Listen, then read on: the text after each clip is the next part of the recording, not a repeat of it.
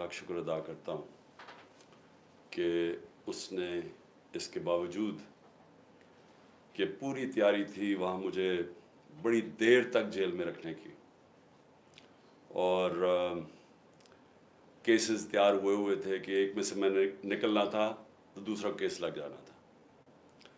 और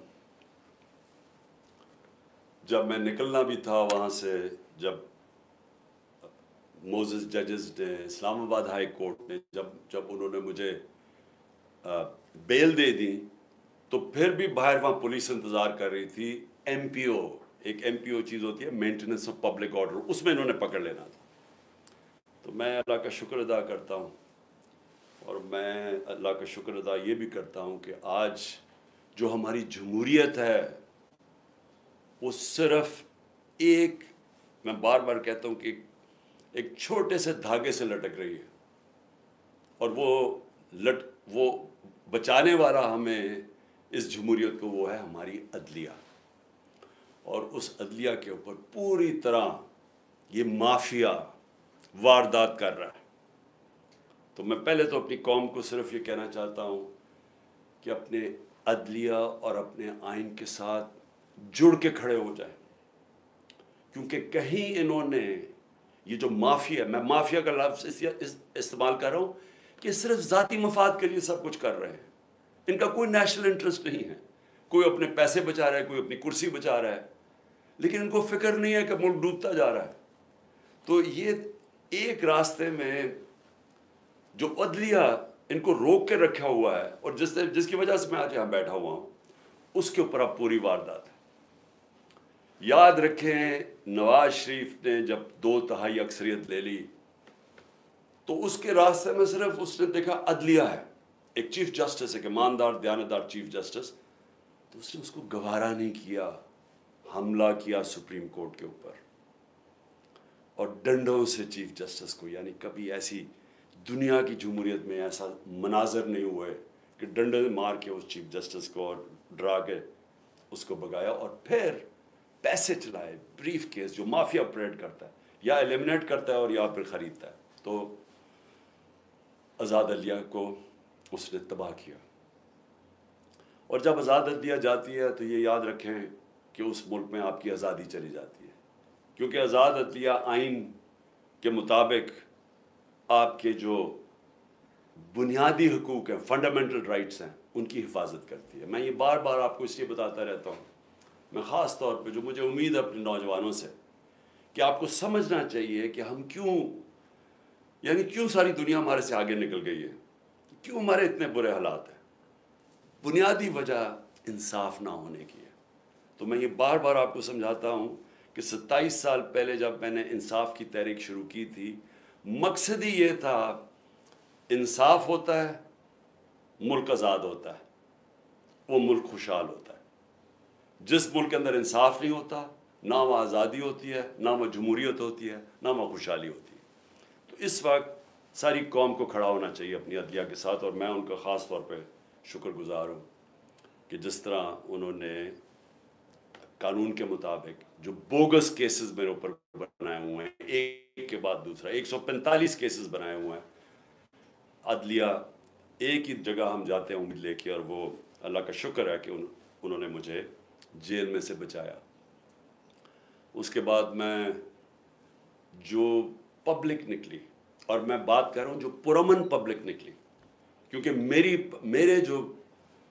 मेरे साथ जो मेरे चाहने वाले, मेरे जो वोटर्स हैं, जो मेरे साथ जो मेरे कारकुन हैं, ये हमेशा 27 साल हमेशा हम पुरअमन रहे हैं। हमने कभी, जितनी भी हमें हमारे इश्तियाल डाला जाए, कोशिश की जाए कि हम किसी तरह प्रोवोक हों और हम कुछ गलत करें, मैं फ़ख्र से कहता हूँ कि 27 साल की सियासत में हमेशा हम पुरअमन रहे हैं। मुझे 25 मई कभी नहीं भूलेगा पिछले साल, और जब ये इम्पोर्टेड हुकूमत और इनके हैंडलर्स, ये हैंडलर्स जो हैं, इन्होंने पीछे से ज़ोर लगाया था पुलिस को, क्योंकि हमने जब बाद में मुझसे पूछा, क्योंकि हमारी पंजाब में गवर्नमेंट थी, तो हमने पूछा कि तुमने हरकतें की थी। उन्होंने कहा जी पीछे से ऑर्डर थे, वो चिड़ियाघर से ऑर्डर आते थे तो वो हमें हुक्म करते थे। मैं कहा तुम लोगों के घरों में 3-3 बजे घुस के तुमने जो हरकतें की, लोगों को उठाया, जो मारा, ना चादर ना चार दीवारी, ना औरतों की परवाह की। तो मैंने उनसे पूछा कि क्या आपको कोई शर्म नहीं आई? कोई आपका तो काम है कानून के मुताबिक चलना।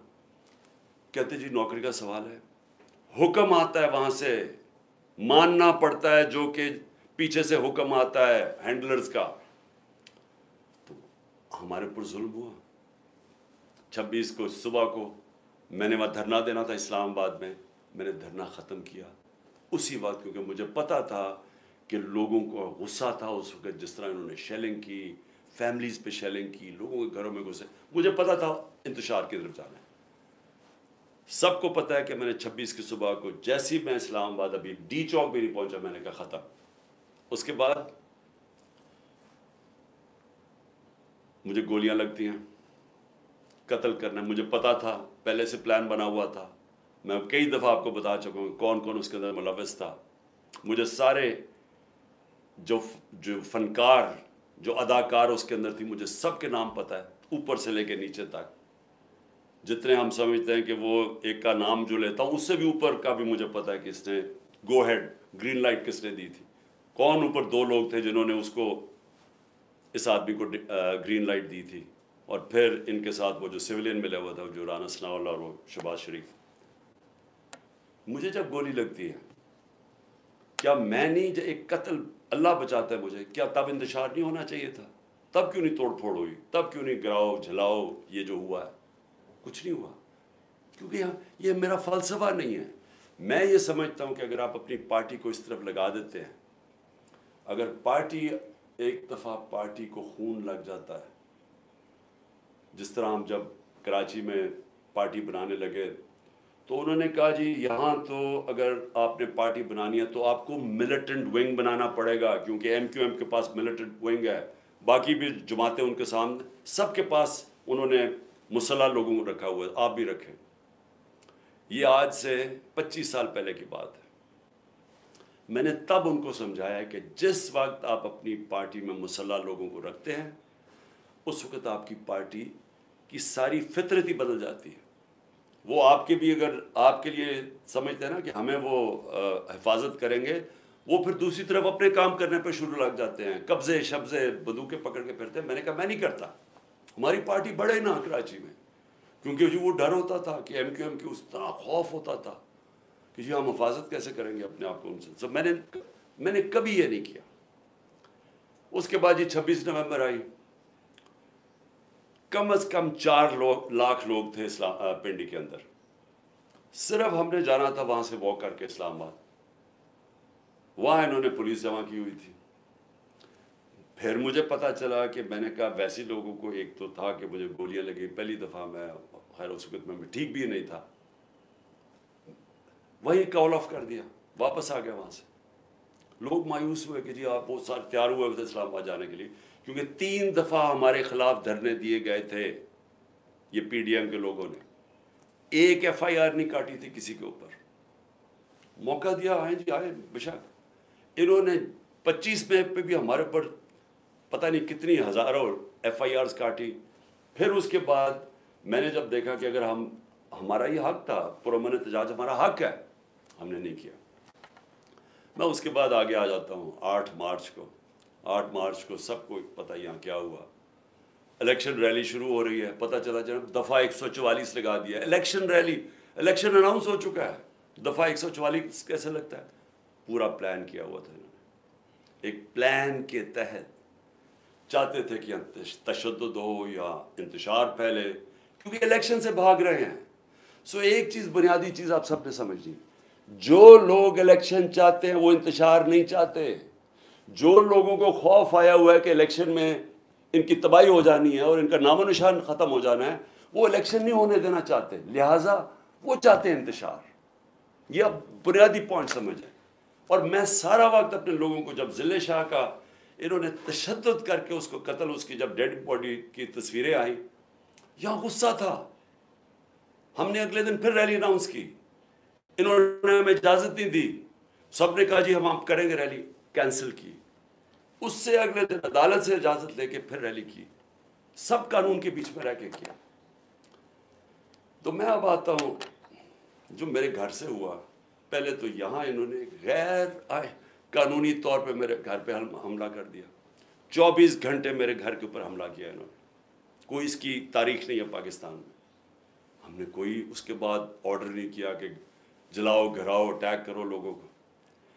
18 तारीख को मार्च को जब मैं इस्लामाबाद जाता हूं मैजिस्ट्रेट के अदालत में, मैं जब वहां टोल प्लाजा इस्लामाबाद पहुंचता हूं, मेरे घर पे अटैक कर देते हैं आर्मड कार से, बदतर बंद गाड़ी से मेरा दरवाजा तोड़ते हैं। लाहौर हाई कोर्ट के फैसले के बगैर, बल्कि लाहौर हाई कोर्ट का फैसला होता है कि सिर्फ 2 आदमी आ सकते हैं सर्च वारंट के साथ, फैसला था उनका। 45 लोग यहाँ दरवाजा तोड़ के पुलिस वाले करके सबको घर लूटना, जो चीज मिली चोरी की, तबाह की, लोगों को मारा धाड़ा, हड्डियां तोड़ दी बेचारे लोगों को, उठा के ले गए लोगों को। अकेली बुशरा बेगम यहाँ थी। हमने फिर भी ऑर्डर नहीं किया। गुस्सा मुझे बहुत था। मैं ये आपको कहूँ कि मुझे कभी भी गुस्सा आया है कि खातून पर्दादार अकेली घर में बैठी है और चारों तरफ आवाज़ें आ रही हैं, ऊपर नीचे पुलिस कि वो मार रहे हैं, वो चीखें उनकी आवाज़ें आ रही हैं, खिड़की के बाहर लोगों को मार रहे हैं डंडों से। अकेली खातून, कोई शर्म कोई गैरत नहीं थी इनमें। सबसे ज़्यादा मुझे गुस्सा था। मुझे 18 तारीख को वहाँ कत्ल करने की कोशिश करते हैं, उसी दिन जुडिशल कॉम्प्लेक्स के अंदर। कोई मैं नहीं कहता कि जी हम मूल के अंदर सारे निकल जाओ बाहर, अटैक करो, कुछ कोई नहीं कहता। तो अब मैं ये कहना चाहता हूँ कि जो हुआ है, क्योंकि मुझे कल से खबरें मिलनी शुरू हुई, क्योंकि मैं तो नज़रबंद था ना, मुझे तो पता ही नहीं हो क्या रहा था।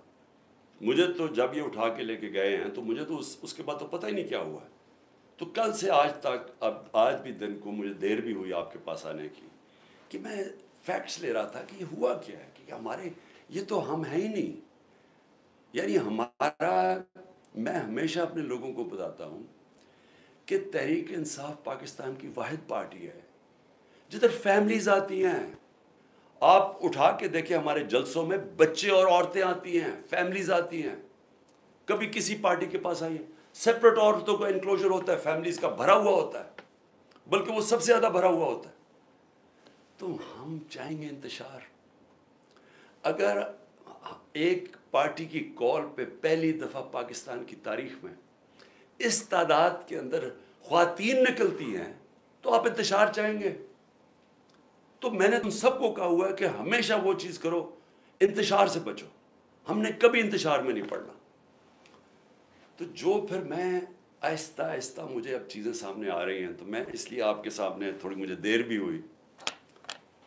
तो पहले तो मैं जरा बताना चाहता हूँ कि मैं निकलने से पहले, जब मैं इस्लामाबाद निकलने लगा था, मुझे पता था इन्होंने करना। हालांकि मेरे ऊपर कोई केस नहीं था, सब बेल्स थी, लेकिन ये इतने बदनीयत और घटिया लोग हैं और 145 केसेस थे, सब में बेल्स थी। मुझे एक खबर मिल गई कि इन्होंने मुझे पकड़ना है। मैं ये चाहता हूँ कि पहले देख लें कि मैं निकलने से पहले क्या कहा था और फिर मेरे से हुआ क्या।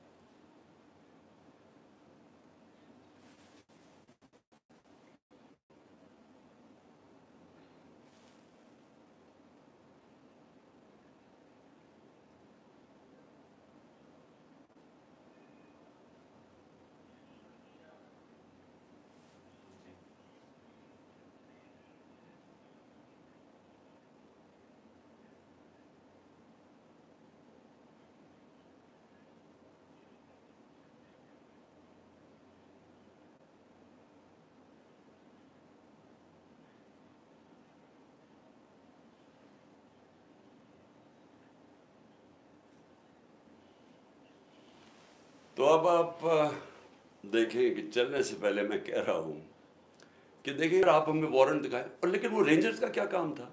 ये तो पुलिस को आना चाहिए था, फौज का ये काम था करने के लिए। और उसके बाद दरवाजे तोड़ के लोगों को मारा, जख्मी किया इन्होंने, मेरे सर पे मारा इन्होंने। और उसके बाद इस तरह लेके गए कि सारी दुनिया ने देखा कि एक पाकिस्तान की सबसे बड़ी पार्टी का सरबराह, वो पाकिस्तानी जिसको सारी दुनिया और पाकिस्तान 50 साल से जानता है, पहले क्रिकेट से मुझे 20 साल जानते थे, जो पाकिस्तान की तारीख का सबसे बड़ा खैराती काम किए हैं, जिसने बड़े खैराती इदारे दुनिया में और होता, नोबेल प्राइज मिलता उन्हीं के ऊपर, 2 बड़े कैंसर हॉस्पिटल, तीसरा बन रहा है, 1 यूनिवर्सिटी, सब खैराती, और फिर अल-कादर जिसके ऊपर मैं बाद में आता हूँ। तो उसको इस तरह पकड़ के, जिसने अपनी सारी 50 साल का जो पब्लिक लाइफ है, एक क्रिमिनल केस नहीं था, तो पिछले चंद महीने के अंदर 145 केसेस कर दिए, दहशतगर्दी के, गद्दारी के, कि किसी को डर्टी हैरी कह दिया, और साइकोपैथ, गद्दारी, मुल्क से गद्दारी हो गई। जो यानी एक दिन में 15 क्रिमिनल केस, बड़ा से बड़ा भी जो होता है डकैत या क्या कहें वो मुजरिम, वो भी 15 एक दिन में केसेस, वो क्रिमिनल क्राइम्स नहीं कर सकता। और फिर उसके बाद ये सारी दुनिया के सामने जो इन्होंने मुझे जलील किया, चले अल्लाह के हाथ में ज़ल्लत है, लेकिन उसका मैसेज क्या गई? क्या आपका ख्याल है कि पाकिस्तानी कौम ये समझ जाएगी कि क्योंकि आप मुझे इस तरह पकड़ कि मैं वाकई करप्शन में, मैंने कोई करप्शन किया? और मैं यहाँ सबको बताना चाहता हूँ कि मेरे ऊपर केस क्या था, ये ज़रा समझ जाए केस क्या था। मैंने फैसला किया कि जब मैं प्राइम मिनिस्टर बना कि मैंने इस मुल्क के अंदर सीरत नबी को प्रमोट करना है, क्योंकि हमारी अखलाकियात तबाह हो चुकी है, हमारी मोरालिटी गिर चुकी है। मोरालिटी गिरी हुई है तो इस तरह के चोर और चक्के सारे मुल्क के ऊपर बैठे हुए हैं, एक से एक बड़ा मुजरिम जुराइम पेशा आदमी आज मुल्क के ऊपर बैठ गया है। तो जब आपकी मुल्क की अखलाकियात ख़त्म होती है, मुल्क तबाह हो जाता है। मेरा अल-कादर यूनिवर्सिटी का मकसद बनाने का था क्या कि इस मुल्क के अंदर एक नई लीडरशिप पैदा हो, जो कि सीरत नबी के ऊपर, जो दुनिया की तारीख का सबसे अजीम लीडर थे, उनकी क्वालिटीज़ आए उनके अंदर, कि वो क्या उनके अंदर क्वालिटीज़ थी कि उन्होंने सारी दुनिया का नक्शा बदल दिया, और क्यों अल्लाह हुक्म करता उनकी सुन्नत पे चलो। तो वो मकसद वो तौर पर सूफीज़म और रूहानियत के ऊपर, और उसके अलावा टेक्नोलॉजी पढ़ाई जाए वहाँ, तो ये मकसद था उसका। तो ये फैसला होता है दिसंबर में, दिसंबर 2018। ये ज़रा आप सुनते रहें। एक स्पॉन्सर आता है, वो कहता है मैं बनाने के लिए तैयार हूँ। आपको पता है कि इस वक्त मैं एक कैंसर हॉस्पिटल, जिसका खसारा 9 अरब रुपया है हर साल का, 75% कैंसर के मरीजों को मुफ्त इलाज देने का, पेशावर में दूसरा कैंसर हॉस्पिटल, कराची के अंदर तीसरा कैंसर हॉस्पिटल जो कि सबसे बड़ा है, जो 30 अरब रुपए का बन रहा है। नमल यूनिवर्सिटी चल रही है जो कि 1000 एकड़ के अंदर है, ये तो कोई 300 कुछ कनाल है, वो 1000 एकड़ के अंदर है। वहाँ भी 90% बच्चे नौजवान मुफ्त डिग्रीज ले रहे हैं। तो ये कोशिश ये थी कि यहाँ भी हम एक सेंटर सेटअप करें ताकि लीडरशिप निकले पाकिस्तान में जो एक सादिक और अमीन हो। तो ये मकसद था उसका। ये होता है फैसला नवंबर में। 15 मई को 2019 को मैं इसकी ग्राउंड ब्रेकिंग करता हूं जाके एज प्राइम मिनिस्टर। ये रिकॉर्ड देख लें। केस ये कौन सा है? एनसीए का जो केस ये बात कर रहे हैं, जो कैबिनेट में आता है, वो दिसंबर में आता है, 7 महीने के बाद। ये बन रही होती है यूनिवर्सिटी, पैसा एलोकेट हो जाता है। उसके 7 महीने के बाद बनी वहाँ ये एनसीए का केस आता है। वो सिंपल केस है, वो भी कोई मुश्किल नहीं है। हमारे पास ये चॉइस रखी गई कि पता नहीं 170 बिलियन डॉलर आ रहा है पाकिस्तान, या लेकिन उसके लिए आपको एक एग्रीमेंट हुई हुई है मलिक रियाज और एनसीए में, तो लेकिन वो कॉन्फिडेंशियल है। तो अगर आप कॉन्फिडेंशियल मानते हैं तो वो पैसा आ जाता है पाकिस्तान में। अगर आप नहीं मानते तो आपको अदालत जाके वहाँ आना पड़ेगा, लिटिगेशन करनी पड़ेगी। हमें बताया गया कि $100 मिलियन हम जाया कर चुके हैं फॉरेन लिटिगेशन में, तो वो जब केस जाएगा वो कई साल चलेगा। लिहाजा हमने फैसला किया कि सुप्रीम कोर्ट में वो 170 मिलियन आता है या वो गवर्नमेंट ऑफ पाकिस्तान है, तो पाकिस्तान आ रहा है ना, उसके ऊपर मेरे ऊपर करप्शन केस है। ये केस कहते हैं जनाब आपने अल कादर यूनिवर्सिटी से फायदा उठाया है। अल कादर यूनिवर्सिटी ट्रस्ट है, उसके सारे ऑडिटेड अकाउंट्स हैं, वो सारे आपको पता है। बताएं किधर से फायदा उठाया? वो कोई नहीं बता रहा, ये नहीं नैब बता रही फायदा। वो कहते जी आपको कोई फायदा हो, क्योंकि आपको अल कादर बनाना था, लिहाजा आपने उसको मलिक रियाज को, जब सारी कैबिनेट का फैसला था, नहीं आपने इसलिए किया है क्योंकि आपने वो अल कादर यूनिवर्सिटी बनानी थी जिसमें मुझे कोई जाती फायदा नहीं है। जिस तरह ना मुझे नमल यूनिवर्सिटी से है, ना मुझे शौकत खानम से है, क्योंकि वो ट्रस्ट है, वो मेरी जाती मलकियत तो नहीं। उसके ऊपर ये सारा ड्रामा हुआ कि जी इमरान खान के ऊपर करप्शन केस हुआ, इसके ऊपर उन्होंने मुझे पकड़ा और मुझे एक दहशतगर्द की तरह पकड़ के लेके जा रहे थे। और दूसरा मेरी बीवी, अब मुझे जो इससे ज़्यादा अपने से ज़्यादा तकलीफ़ है कि मेरी बीवी का नाम भी ट्रस्टी में है। क्यों है? ट्रस्टी क्या होता क्या? पहले क्योंकि कौम को समझना चाहिए, क्योंकि इतना ज़्यादा प्रोपेगेंडा किया जा रहा है। मैंने कभी इस तरह का कंट्रोल टेलीविज़न नहीं देखा जो आजकल टोटल कंट्रोल करके पीछे से उनको हुक्म आता है नामालूम अफराद का, धमकियाँ आती हैं, ऑर्डर्स दिए जाते हैं कि इमरान खान को नहीं दिखाना, फलानी चल, इसके लिए कोई अच्छी चीज़ नहीं कहनी, इसके खिलाफ प्रोपेगेंडा करना। तो इतना झूठ बोला जा रहा है। लोगों को बताएं कि ट्रस्ट होता क्या है। ट्रस्ट, जो ट्रस्टीज होते हैं ना, उनको कोई तनख्वाह मिलती है, उनको कोई तनख्वाह नहीं मिलती। सिर्फ ट्रस्टी वो होता है जिसको, जो दिल से कोई खैराती काम करना चाहता है। अब बुशरा बेगम, बल्कि मुझे सीरत नबी को जो समझाऊँ मैं तो बुशरा बेगम की वजह से समझता हूँ, क्योंकि उनकी बहुत ज़्यादा इसके ऊपर उनकी नॉलेज है, तो उनको मैंने ट्रस्टी रख दिया। उसके ऊपर भी वारंट निकाल दिया अरेस्ट का, मेरे घर पे हमला कर दिया, फिर से आके यहाँ टेयर गैसिंग शुरू कर दी, उनको कहा कि पकड़ के जेल में डालना है। मैंने ऐसी कभी बेगैरती इस मुल्क में नहीं देखी। वो आदमी, ये नैब का चेयरमैन, ये जो जनरल है, अगर इसने ये ऑर्डर किया और किया इसी नहीं होगा, और इसके हैंडलर्स ने पीछे से इसको कहा होगा, क्योंकि मैं आज तो वो जो पहला नैब के चेयरमैन आफ्ताब सुल्तान जिन्होंने रिज़ाइन किया, उसने कहा मैं गलत काम नहीं करता, मैं आज उसको सलाम करना चाहता हूँ, क्योंकि मैं नैब के ज़रा लोगों से मिला था। मुझे तो अंदाज़ा नहीं था वो इतना प्रिंसिपल आदमी, ये बेज़मीर आदमी, इसको शर्म नहीं आई कि वारंट निकाल रहे एक ट्रस्ट के ऊपर, एक ट्रस्टी होने पे। एक तो ये जाहिल होगा क्योंकि इससे कोई बेहतर केस ही ढूंढ लेता, क्योंकि और केस कोई मिल नहीं रहा था। दूसरा, शर्म नहीं आई कि एक घर की पर्दादार खातून के ऊपर आपने एक वारंट निकाल दिया अरेस्ट का, और यहाँ पुलिस आ गई उसको पकड़ने के लिए। शर्म नहीं आई? घर में आपकी औरतें नहीं हैं? या आप इतने बेशर्म हैं कि आपकी औरतों से ये कुछ करेगा तो आपको कोई फ़र्क ही नहीं पड़ेगा? आप इतने बेगैरत हैं, आप भी बेगैरत हैं, और जो आपको हैंडलर्स जो ये करवा रहे हैं वो भी बेगैरत है, क्योंकि कोई गैरतमंद आदमी, ऑनरेबल आदमी ऐसी हरकत नहीं कर सकता जो आपने की है। बेज़मीर भी हैं, बेगैरत भी हैं, छोटी सी तनख्वाह के ऊपर अपना ज़मीर बेच रहे हैं आपकी, ये इतनी सी औकात और कीमत है। तो अब मैं आगे चलता हूँ। लो जी, उसके बाद मुझे नहीं पता हुआ क्या, मुझे तो उन्होंने बंद कर दिया। तो जब मैं निकला सुप्रीम कोर्ट में, तो मुझे जजेस ने, मैं तो सीधा वहाँ से सुप्रीम कोर्ट गया, उन्होंने मुझे पूछा कि जी यहाँ तो बड़ा इंतशार हुआ है, तोड़ फोड़ हुई है।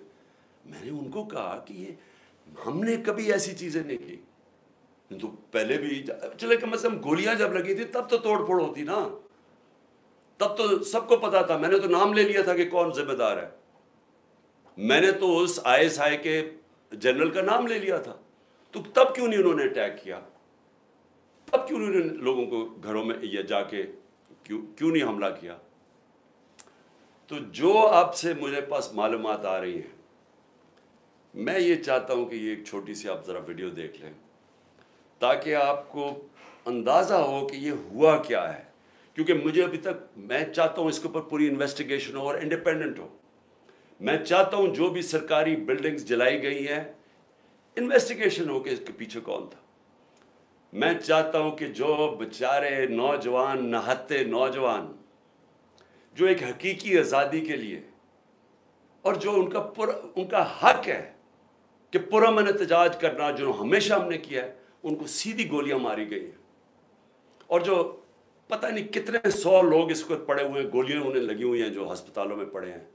मैं इस सब के ऊपर इंक्वायरी चाहता हूं, लेकिन इनसे नहीं चाहता। मैं चाहता हूं कि चीफ जस्टिस सुप्रीम कोर्ट आप अपने नीचे कोई पैनल बनाएं इंडिपेंडेंट। जिस तरह मैंने शुरू में कहा था कि मुझे इंसाफ नहीं मिलने लगा क्योंकि मुझे पता था जिन्होंने मुझे गोलियां मारी हैं वो इतने ताकतवर हैं कि वो नहीं यहाँ इन्वेस्टिगेशन होने देंगे, ये आज भी नहीं होने देंगे। इसलिए इंडिपेंडेंट इन्वेस्टिगेशन करें, क्योंकि इसमें बड़ी जो मुझे चीज़ें पता चली, आपको बड़ी बड़ी चीज़ें पता चलेगी इस कौम को कि कौन ये चाहता था कि इंतशार हो और किसने फ़ायदा उठाया इसका फ़ायदा उठा के जो ये बड़ी देर से चाह रहे थे, सारी तहरीक इंसाफ की लीडरशिप को इन्होंने जेल में डाल दी। अब तक 3,500 वर्कर हमारे पकड़ के जेल में डाल दिए, अभी भी पकड़ रहे हैं वर्कर्स, और सिर्फ मौके का फ़ायदा उठाया इन्होंने। मैं अभी आपको बताऊंगा कि बाकी इन्होंने क्या किया। इसकी आड़ के अंदर के जी बहुत बड़ा तहरीक इंसाफ कोई दहशतगर्द जमात है, उसने क्या क्या जुल्म किया है उसको उठा के बहाना बना के इन्होंने क्रैकडाउन शुरू कर दिया। वो जो ये पहले से ही चाहते थे, केसेस तो पहले ही हो रहे थे, पहले हमारे एक दफ़ा इन्होंने 5,000 वर्कर पकड़ लिए थे। तो लेकिन ये ज़रा अब आप ये ज़रा वीडियो देखें प्लीज़।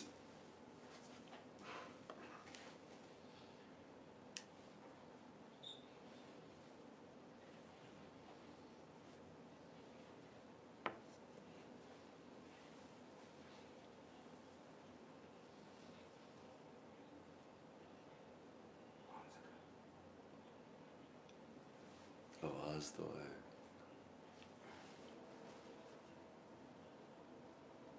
बस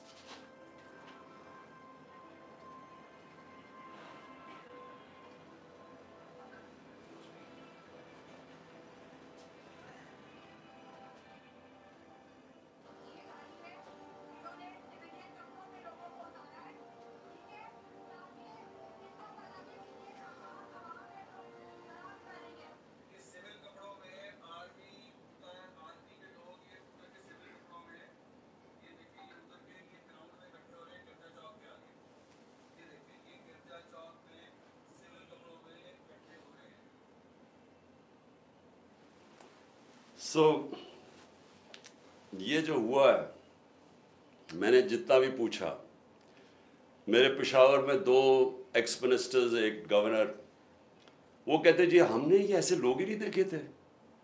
अब जब उन्होंने तोड़ फोड़ शुरू की तो उन्होंने उनको रोकने की कोशिश की, तो शाह फरमान उससे भी उन्होंने लड़ाई की। दूसरा हमारा शौकत यूसुफ से, जब उसने रोकने की कोशिश की, जो मिनिस्टर था, उसके उन्होंने कपड़े फाड़ दिए। ये कौन लोग थे? हर जगह से खबरें आई। अभी यहाँ से जब हमारी लोग जमा हुए थे इधर लिबर्टी चौक में, उन्होंने कहा कि हम अजीब अजीब लोग देख रहे थे। हाँ, एक तो जनरल पब्लिक है ना, वो तो हमारी आती है, लेकिन ये अजीब किस्म के लोग थे। जब उन्होंने देखा कि वो सारों को इश्तियाल दे रहे थे कि चलो वो उधर चलें, तो उधर फलाने कैंटोनमेंट में चलें, यानी वो लोगों को इश्तियाल दे रहे थे। और ये जो आपने देखा ट्रक से उतरते हुए नामालूम, ये सफ़ेद कपड़ों में, यही लोग जब मैं जुडिशल कॉम्प्लेक्स में मेरा कत्ल करने का प्लान था, वहाँ इसी तरह के लोग थे। उन्होंने दूसरे कपड़े पहने हुए थे। एक और प्लान इन्होंने किया था मुझे यहाँ कत्ल करने का, तब भी था कि वो हमारे कपड़ों में यहाँ आएंगे और यहाँ से गोली चलाएंगे ताकि हमारे पर हो। जो हुआ, अब ये जो गोली चली है, ये गोली किसने, यानी कौन जिम्मेदार है इसका, क्योंकि हमारे में तो किसी ने गोली नहीं चलाई। सो देखिए, ये इसके ऊपर इन्वेस्टिगेशन होनी चाहिए, क्योंकि मैं फिर से कहता हूँ, मैंने कभी किसी किस्म का इंतशार, मैंने कभी किसी किस्म का वायलेंस की आज तक अपनी पार्टी को इजाज़त नहीं दी, क्योंकि हम वो पार्टी हैं जो कि हम आइन और कानून के बीच में इलेक्शन जीत के आना चाहते हैं। हम कोई इस तरह के हरबे नहीं इस्तेमाल करना चाहते, ये माफिया जो बना हुआ है। लेकिन इन्होंने, मैं ज़रा, मुझे जो ख़ास तकलीफ हुई जो औरतों से इन्होंने किया, यानी कौन औरतों से इस तरह, ये क्या, ये हमारे मुल्क की तहजीब है? ये जब से ये इम्पोर्टेड हुकूमत आई और इनके हैंडलर्स, ये औरतों के अंदर जिस तरह उनके ऊपर खौफ और हरासा फैलाते हैं, ये इस मुल्क के अंदर कभी हुआ पहले? कितना खतरनाक है। आप मुझे बताएं, फ्रांस के अंदर आप देखें कि वहाँ पुलिस खड़ी होती है सामने, प्रोटेस्टर्स खड़े होकर पेट्रोल बम मार रहे होते हैं उनके ऊपर। कभी किसी ने गोली चलाई है वहाँ? कभी किसी के घरों में जाके लोगों को उठाया, गिरफ्तार किया है? वो जब सामने होते, कभी कभी कोई लाइन क्रॉस करता है वहाँ, तब तो गिरफ्तारी हो जाती है। घरों में छापे मारते, आज सबके घरों में छापे पड़ रहे हैं और सारी लीडरशिप अंदर डाल दी है जेल में इसके बहाने में। और फिर मुझे ये जरा समझाएं कि टीवी के ऊपर कैसे एकदम मीडिया पे क्लैम्प डाउन हो गया। जैसे ही मुझे गिरफ्तार किया, सारे मीडिया पे सेंसरशिप, सिर्फ एक सरकारी वर्जन चला जा रहा था और वो हमें पता किधर से आ रहा था, हैंडलर्स उनका वर्जन चल रहा था।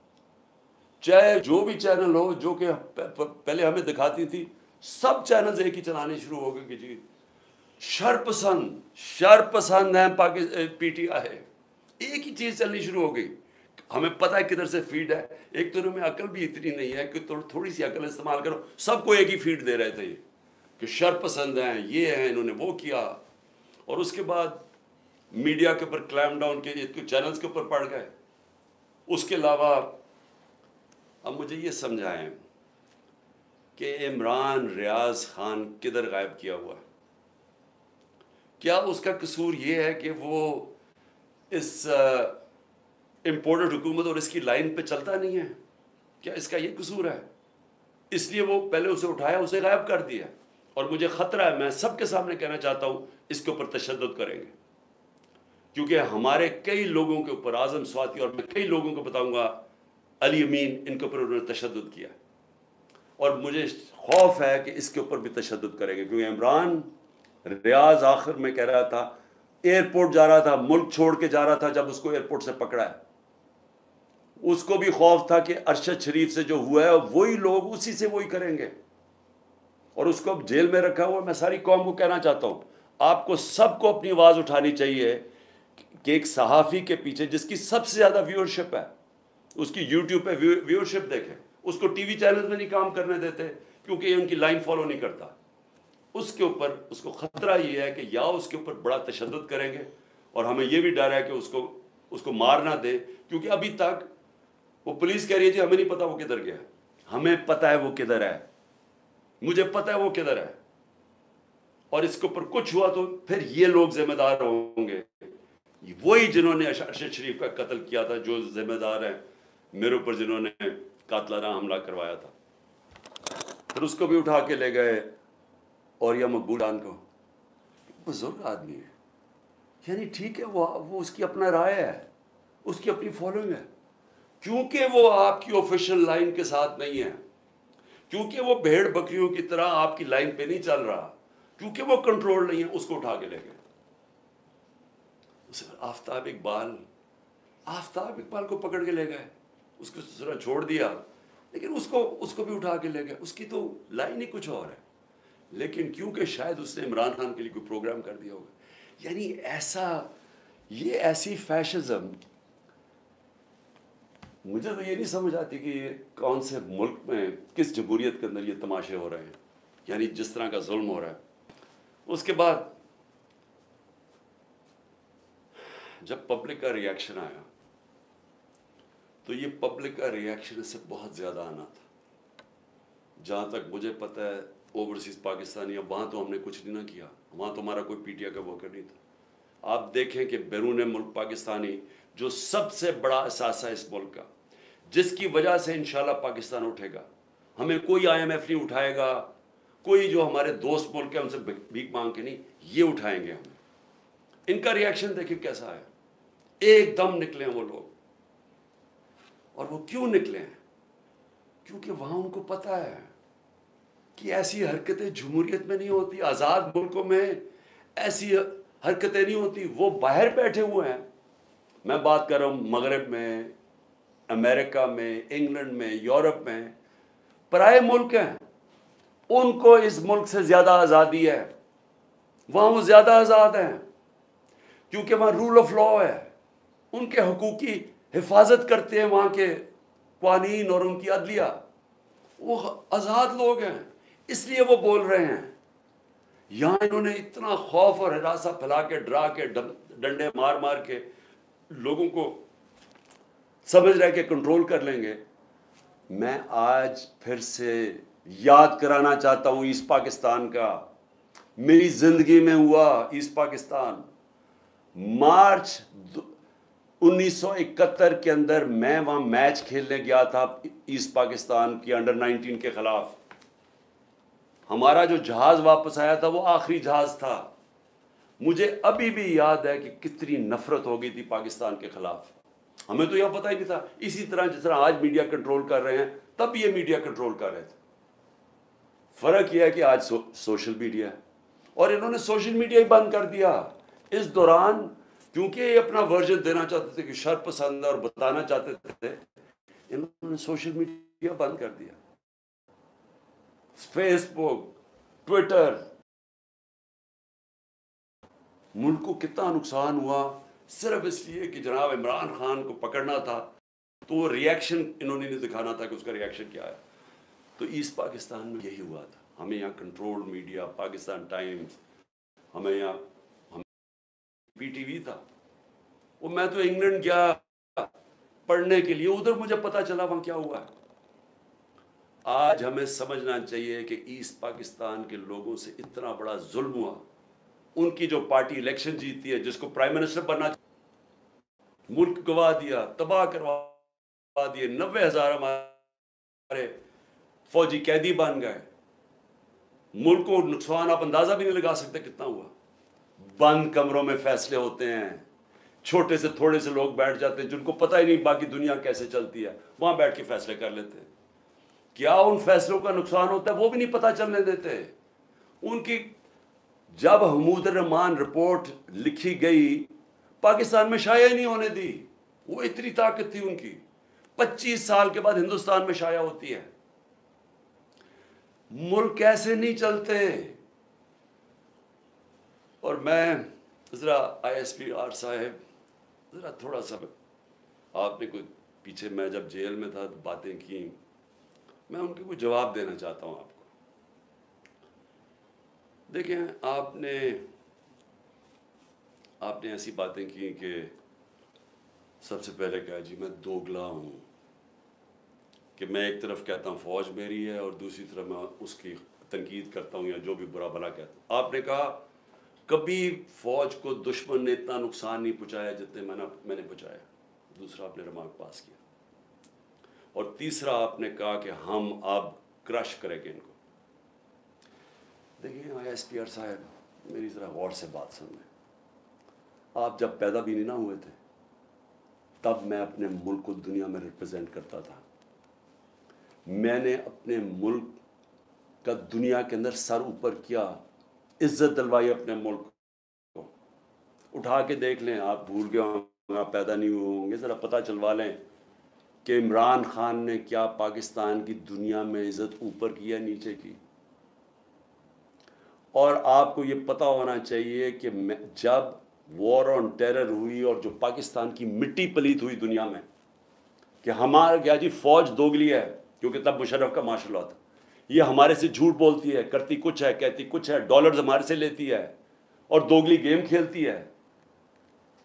डबल गेम, दोगला तब नाम इस्तेमाल होता था। पाकिस्तान को वर्ड ही दोगला इस्तेमाल करते थे, डबल गेम का नाम करते थे। ज़रा इंटरनेशनल मीडिया देखें, किसने अपनी फ़ौज को सबसे ज़्यादा जिसकी हिफाजत की, किसने अपनी फौज के साथ इंटरनेशनल मीडिया पे खड़ा हुआ? जब उसामा बिन लादेन, जब वो एबटाबाद में जो वो हादसा हुआ, आपको पता है बैरून मुल्क पाकिस्तानियों के ऊपर जो गुजरी, आप अंदाजा नहीं लगा सकते।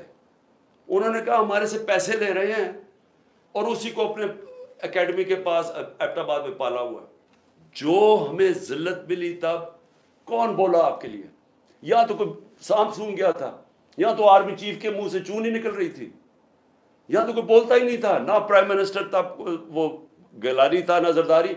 4-5 दिन सन्नाटा छाया हुआ था। वो आके मार के चले गए। हमारे मुल्क में, दुनिया में जलील हुए हम। मैं बोला था, मैं सारी जगह अपनी फौज को डिफेंड किया है। मेरे 3.5 साल में देखें कि पाकिस्तान फौज का इमेज ऊपर था या नीचे था। जरा उठा के देखें, आपके सामने है वो। क्या फौज का इमेज ऊपर गया या नीचे गया? फौज को लोग पसंद करते थे। जब एक आर्मी चीफ ने मेरी कमर में तो चाकू मारा, लेकिन बदनाम तरीन मुजरिमों को आके ऊपर बैठा दिया, तो क्या मेरी वजह से फौज को बुरा भला कहा गया या उस आदमी की वजह से? क्या लोग चूंटियां हैं? क्या लोगों में अकल नहीं है? क्या लोग बेवकूफ हैं कि जिधर आप लगाएंगे उधर लग जाएंगे? क्या लोग 30 साल से इन लोगों को नहीं जानते थे?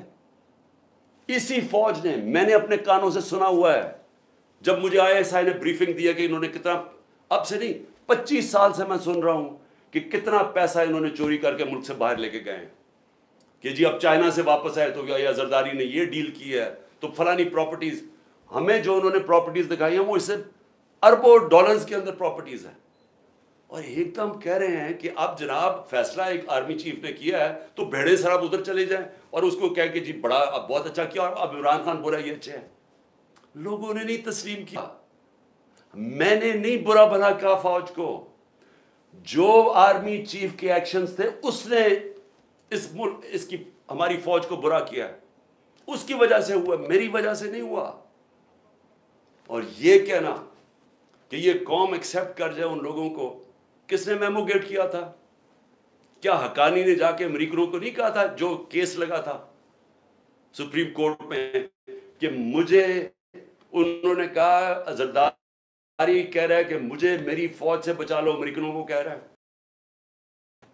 क्या जब नवाज शरीफ जाके छुप के मुलाकात कर रहे हैं कि जी मेरी फौज को ना पता चल जाए, और उसे वो जो डॉन लीग्स में जब वो कहता है डॉन लीग्स कि जी दहशतगर्दी इंडोर्स कर रहे हैं हिंदुस्तान को, फिर कि फौज दहशतगर्दी कर रही है, आप उन लोगों को ऊपर बैठा दें और हमें कहें कि हम इन सारों को तस्लीम कर लें, और हम अगर प्रोटेस्ट करें तो हमें जेलों में डाल दें, हम प्रोटेस्ट करें हमारे ऊपर FIR काट दें, हम कुछ करें आप एंटी स्टेट हमें करार दे दें, लेकिन आप सब कुछ ठीक कर रहे हैं। मुझे गोलियां लगी हैं, मुझे पता है किसने कौन जिम्मेदार है।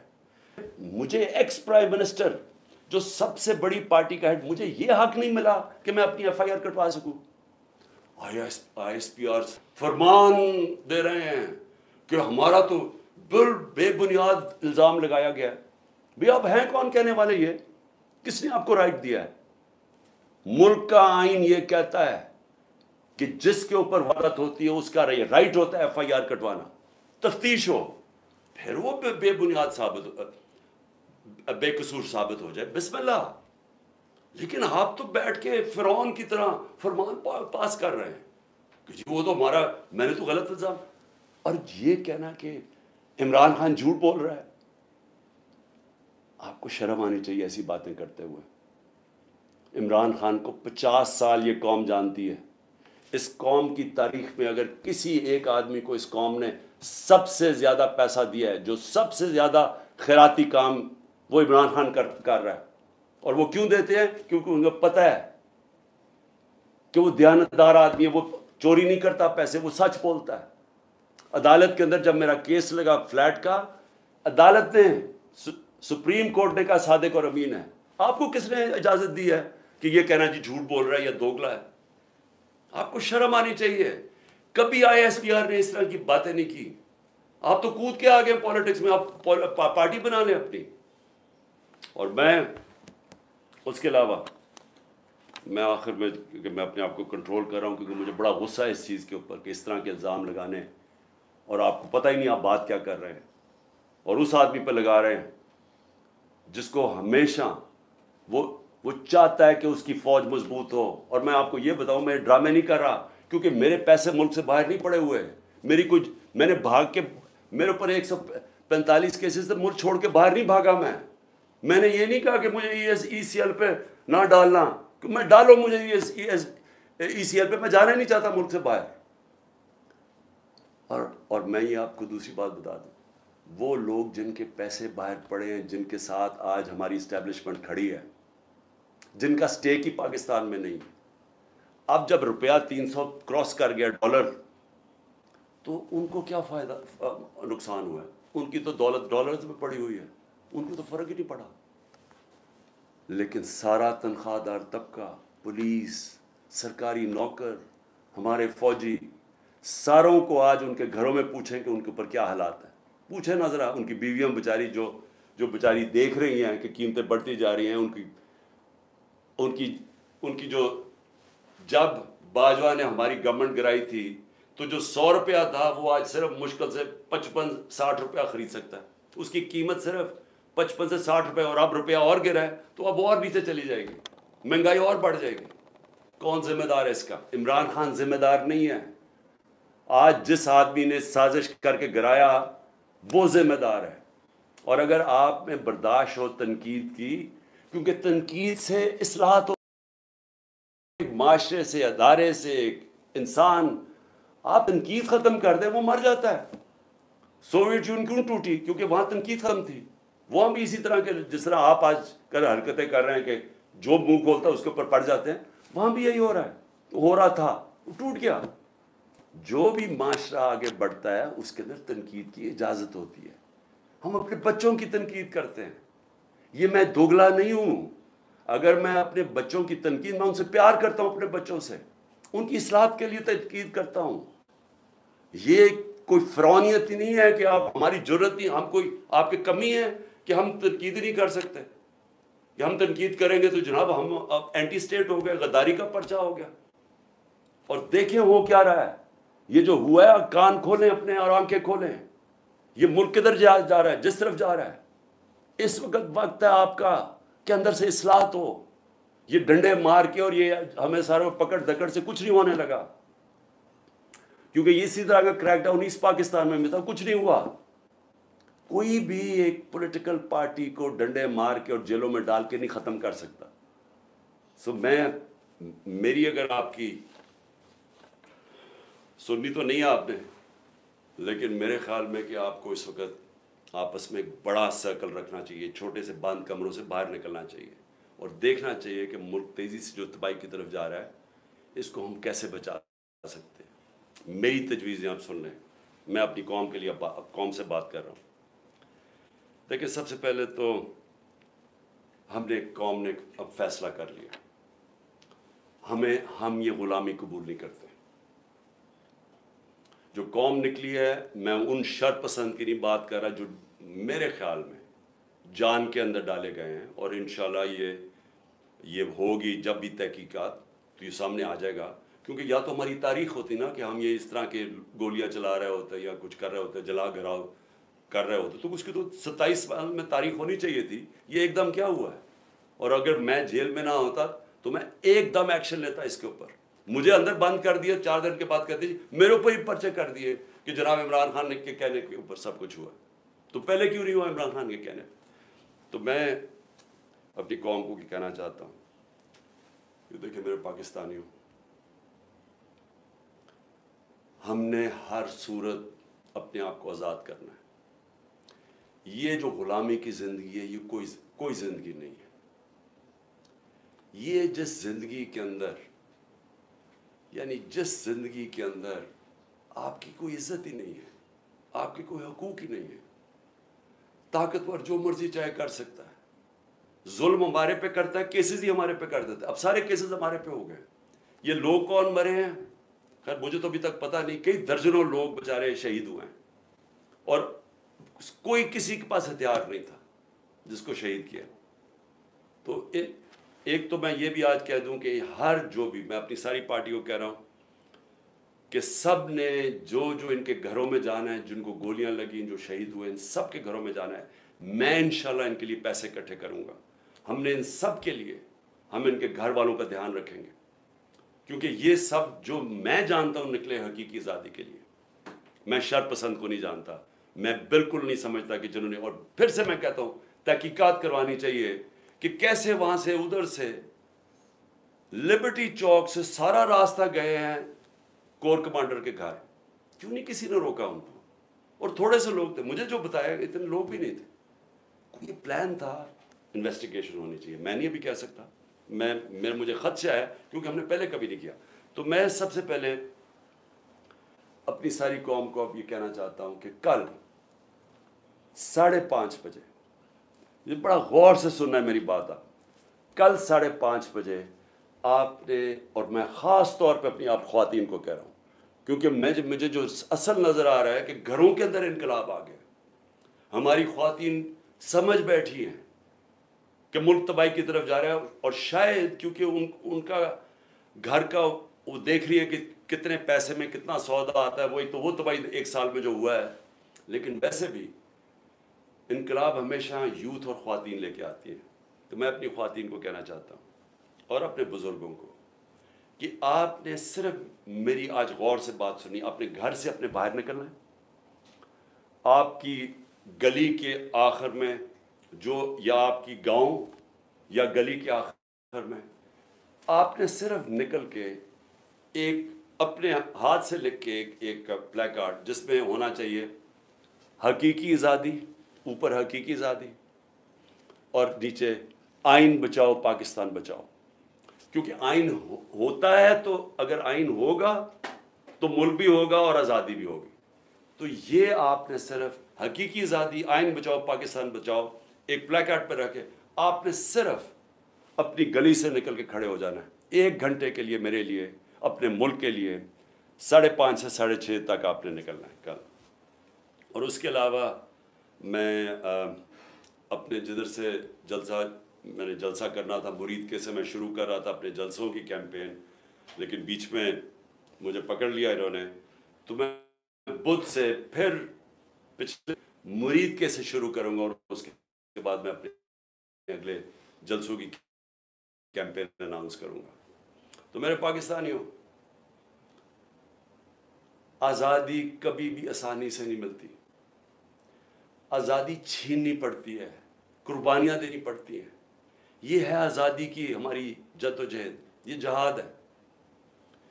मैं ये चाहता हूँ कि एक तो आपने कल बहुत ज़रूरी निकलना है, बताना है कि जिंदा कौम है, हम आज़ादी चाहते हैं।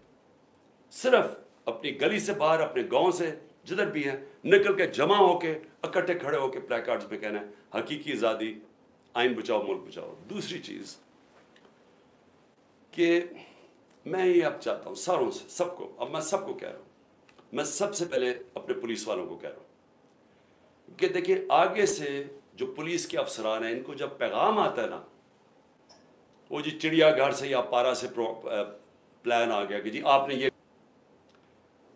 थोड़ा सा ज़रा खौफ खुदा अपने अंदर पैदा करें। रिस्क अल्लाह के हाथ में, जिंदगी मौत अल्लाह के हाथ में, इज्जत जिल्लत अल्लाह के हाथ में। इंसान आपको कुछ नहीं दे सकता।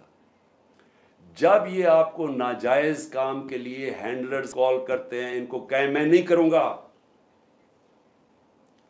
अल्लाह ला इलाहा इल्लल्लाह, कोई खुदा नहीं है उसके अलावा, ये हैंडलर्स कोई खुदा नहीं है, ये डरा के धमका के जो आपसे काम करो, कह मैं नहीं करता।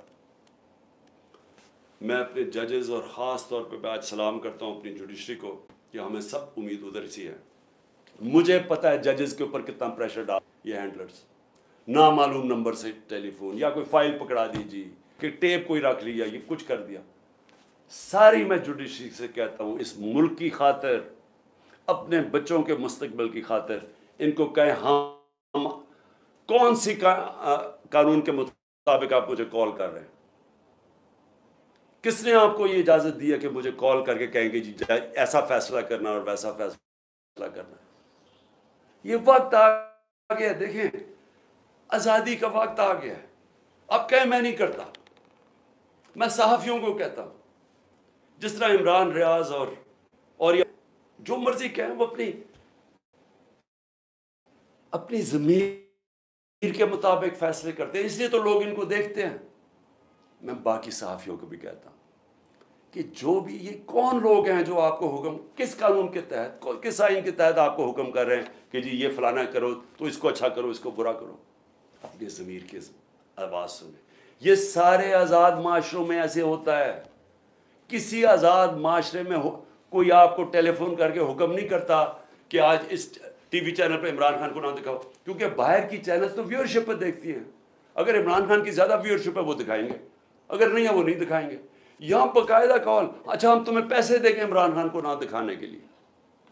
सहाफ़ियों को भी, मालिकान को भी, सबको कहता हूँ, देखें ये मुल्क ऐसे चलेगा नहीं।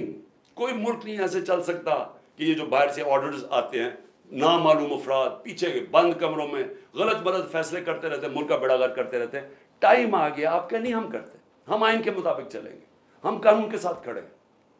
मैं पार्टीज को, अपने सोशल मीडिया को, सारों को, जो भी आपको टेलीफोन करके आप कहना कि धमकियां दे कि जी इमरान खान ने कांटा डाल दिया, कहते जो मर्जी डाले, हम खड़े हैं, हम ज़मीर के साथ चल रहे हैं। हम ला इलाहा इल्लल्लाह के मानने वाले लोग हैं, अल हक है वो, हम राय हक पे खड़े हैं, जान भी चली जाए तो हम खड़े रहेंगे। और आप अंदर से ही कौम आज़ाद होना शुरू हो जाएगी और ये पीछे हट जाएंगे। लेकिन खौफ के ऊपर ये सारा मुल्क कंट्रोल करके बैठे हुए हैं।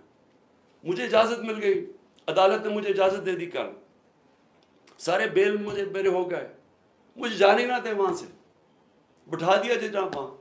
1 घंटा हो गया, 2 घंटे हो गए, 3 घंटे हो गए, मैं बैठा हूँ। पता चला जनाब नामालूम अफराद ने भी इजाज़त नहीं दी, क्योंकि उनको नहीं ये समझ आ रही है कैसे हो गया। चलो जी, मैं वहाँ बैठा हूँ। तो इसलिए मैं अपनी कौम को, सबको आखिर में सिर्फ ये कहता हूँ कि वक्त आ गया इस मुल्क को, अब हम अपनी तकदीर बदलें। कल आपने ज़रूर निकलना है शाम को 5:30 बजे अपने मुल्क के लिए, अपने आइन को बचाने के लिए, अपनी आज़ादी को बचाने के लिए, अपने बच्चों के मुस्तकबिल के लिए। पाकिस्तान जिंदाबाद।